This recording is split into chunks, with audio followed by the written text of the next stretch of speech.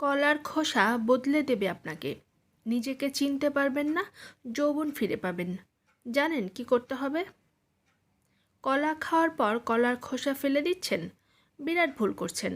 কলার খোসা ফেলবেন না, এই অবহেলার খোসাতেই বদলে যেতে পারেন আপনি। কিভাবে জানেন? কলার খোসায় রয়েছে অ্যান্টিমাইক্রোবিয়াল, অ্যান্টিঅক্সিডেন্ট এবং অ্যান্টি ইনফ্ল্যামেটরি বৈশিষ্ট্য, যার জন্য কলার খোসা নানা প্রাথমিক চিকিৎসায় কাজে লাগে। পোকা কামড়েছে আপনাকে, চুলকানি, ব্যথা হচ্ছে, একটা কলার খোসা ওই জায়গায় ঘষে দিন, সব জ্বালা কমে যাবে। মাথা ব্যথা কিছুতেই কমছে না, কলার খোসা থেতো করে মাথার কপালে লাগান, ব্যথা গায়েব হবে।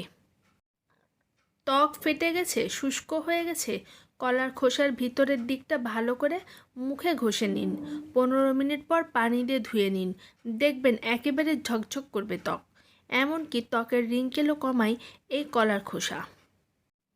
দাঁতে হলুদ দাগ পড়ে গেছে, দাঁতের হলুদ দাগ তুলতে চাইলে দাঁত ব্রাশের আগে কলার খোসা ভালো করে দাঁতে ডলে নিন, এরপর ব্রাশ করুন, ঝকঝক করবে আপনার দাঁত। চুল পড়ে যাচ্ছে, খুশকি, চুল বাড়ছে না, তাহলে ভালো করে কলার খোসার পেস্ট বানিয়ে নিন এবং মিক্সিতে কলার খোসা ও কয়েক ফোঁটা মধু দিয়ে ভালোভাবে পেস্ট করে নিয়ে আপনার চুলে লাগান। 1 মাসের সমস্যা আপনার গায়েব হয়ে যাবে।